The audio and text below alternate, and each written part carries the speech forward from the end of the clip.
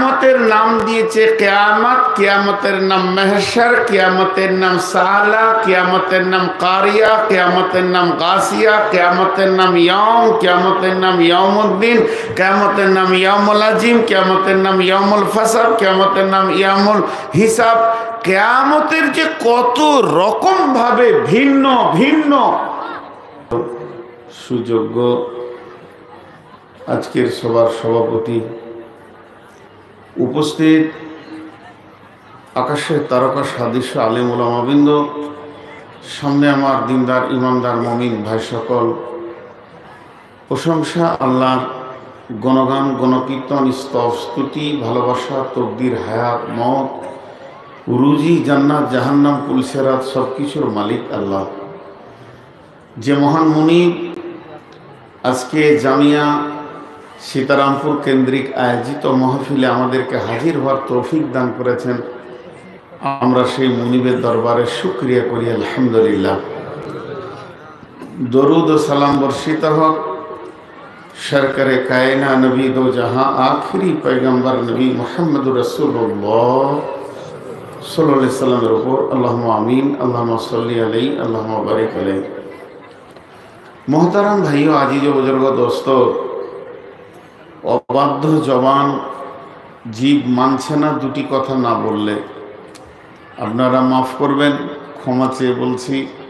যারা পর্দার আড়ালে আছেন মা বোনেরা, আপনারা মুখ বন্ধ রাখেন, চোখ কান খোলা রাখেন, কাজ হবে।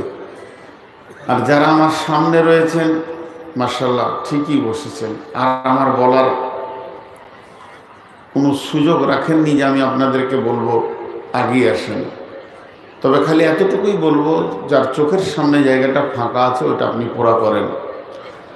আর আপনারা যারা দাঁড়িয়ে আছেন তাদের ব্যাপারে আমার মাথা অনেক কাজ করে। যারা দাঁড়িয়ে থাকে কেন, এদের প্রয়োজনটা কি? ভাই ইসলাম সুন্দর, আপনি সুন্দর হয়ে যান। ইসলাম সুন্দর, ইসলামের প্রত্যেকটি কাজ সুন্দর, ইসলামের শিষ্টাচার সুন্দর। ইসলাম কথা বলেনি এরকম জায়গা নাই। ইসলামের ক্লাস পেচ্ছাবখানাতে ঢুকে গেছে, পেচ্ছাব কেমন করে করব তাও বলেছে। তো মজলিসে বসার ব্যাপারে কোরআন মুখ খুলেছে। আপনাদের হাতগুলো ধরে বলছি বসে যান। আপনারা আমার ছেলের বয়সে, আল্লাহ রস্তে বসে যান। যেগুলো দাঁড়িয়ে আছেন, আপনি কেন এই সভাটার জন্যে মানে অসুন্দরের কারণ হবে? আপনি নিজের বিবেককে জিজ্ঞেস করেন, আমি কেন কারণটা হব রে বাবা? অতএব পেছনে যারা আছেন, ডানে যারা রয়েছেন, আল্লাহর হস্তে আপনারা বসে যান। আমি আপনাদের সামনে একটা বিষয়কে সামনে রেখে কয়েকটি আয়াত পড়েছি। যদি আমার মাবুদ আমাকে তৌফিক দেন তো আমা তৌফিক ইল্লা বিল্লাহি আলাইহি তাওয়াক্কালতু ওয়া ইলাইহি উনীব। ইনশাআল্লাহ চেষ্টা করছি সেটা বলার।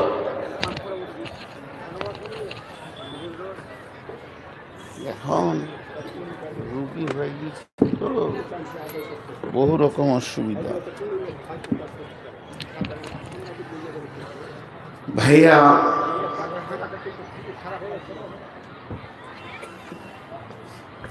একটা জিনিস খালি ভাববেন,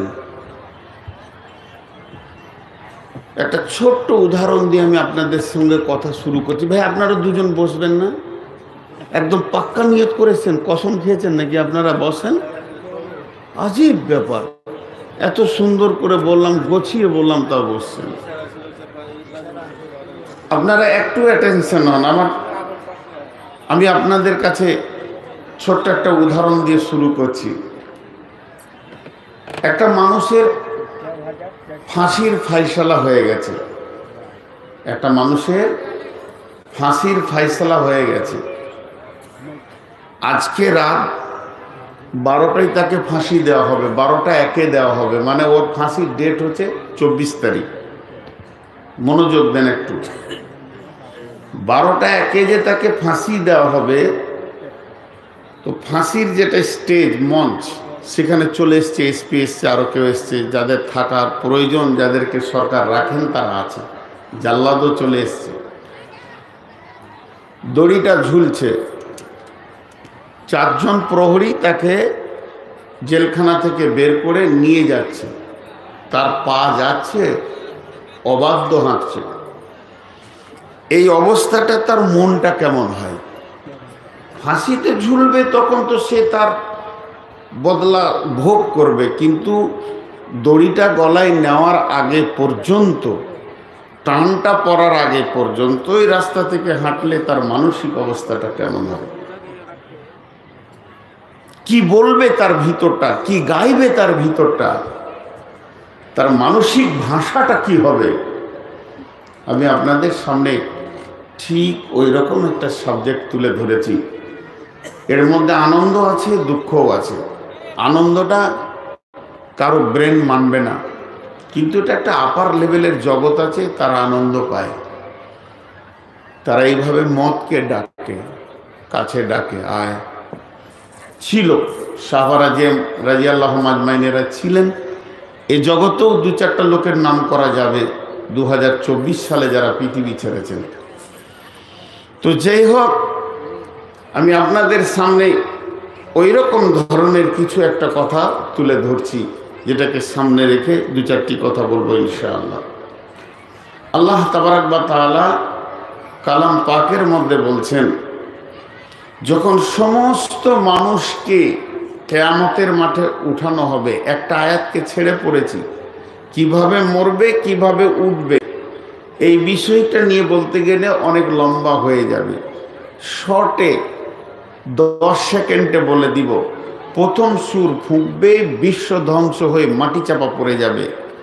কম বেশি 40 বছর ওই অবস্থায় থাকবে, পৃথিবীটা জিরো অবস্থায় থাকবে। দ্বিতীয় সুর ফুঁকবে, তখন মানুষ উঠবে, ফাইদা হুম কিয়ামুন ইয়ানজুরুন।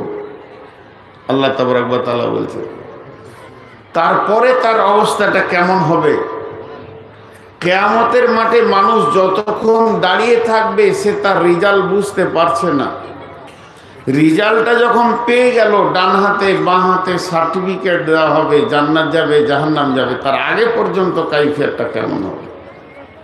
আল্লাহ তাবারাক ওয়া তাআলা বলছেন, বিসমিল্লাহির রহমানির রহিম, ওয়া আশরাকাতিল আরদু বিনুরি রাব্বিহা ওয়া উদিয়াল কিতাবু ওয়া জিআ বিন নাবিয়িনা ওয়াশ শুহাদাই ওয়া কুদিয়া বাইনাহুম বিল হাক্কি ওয়া হুম লা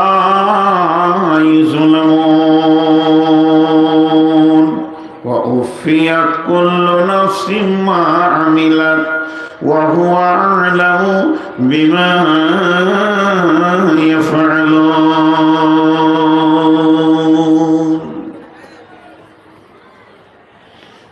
আল্লাহ তাবারাক ওয়া তাআলা বলছেন, যখন দ্বিতীয় সূর ফোঁকা হবে, সুম্মা নুফিকা ফীহি উখরা ফাইদা হুম কিয়ামুন ইয়ানজুরুন, তখন জমিন থেকে মানুষ উঠবে। ওই জমিন থেকে উঠবে তো সেটা কেমন উঠবে? অনুফিকা ফিসসুরি ফাতাতুনা আফওয়াজা, দল দল তারা হাসরের ময়দানে উঠবে। আল্লাহ তাবারাক ওয়া তাআলা বলছেন, ওয়া ইদাল কুবুরু বুসিরাত, সেদিন কবর থেকে কবরওয়ালাদেরকে উঠানো হবে। আফালা ইয়ালামু ইদা বুসিরা মা ফিল কুবুর ওয়া হুসিলা মা ফিস সুদূর, তুমি কি জানো না কবরের ভিতরে কি আছে? আর সেই দিনে তাদের দিলকে খুলে দেওয়া হবে, মাটির দিলকে খোলা হবে এবং সকলকে তোলা হবে। আর মানুষের দিলকে খোলা হবে, সব আমল জমা হয়ে যাবে। দুটি দিল রয়েছে, একটা মানুষ মাটি ফেটে উঠবে, আর একটা মানুষের কাছ থেকে আমল জমা হয়ে যাবে। এই যে মানুষগুলি উঠবে, উঠবে। বিশ্বনবী বলছেন তারা কেমন ভাবে উঠবে? হুফাতান কুরাতান কুরলান, তাদের কি হবে? তাদের খাতনা থাকবে না, শরীরে কাপড় থাকবে না, তাদের পায়ে কোনো প্রোটেকশন থাকবে না, আর তাদের কোনো রকম কিছুই থাকবে না, নাঙ্গা অবস্থায় থাকবে। আল্লাহ তাবারাক ওয়া তাআলা বলছেন ওই মানুষগুলি বিভ্রান্ত হয়ে থাকবে তা নয়। আজকে জালসাতে বসে আছে 2000, রোডে ঘুরছে 2000, অবাধ আচরণে লেগে আছে 200-400, যে যেমন মন রয়েছে। কিন্তু আমার রব বলছেন ফাইন্নামা হিয়া জাসরাতুন ওয়াহিদা ফাইদা হুম বিসাহিরা, আমি একটা হুঙ্কার মারবো, একটা আওয়াজ দেবো, সারা হাসরবাসীকে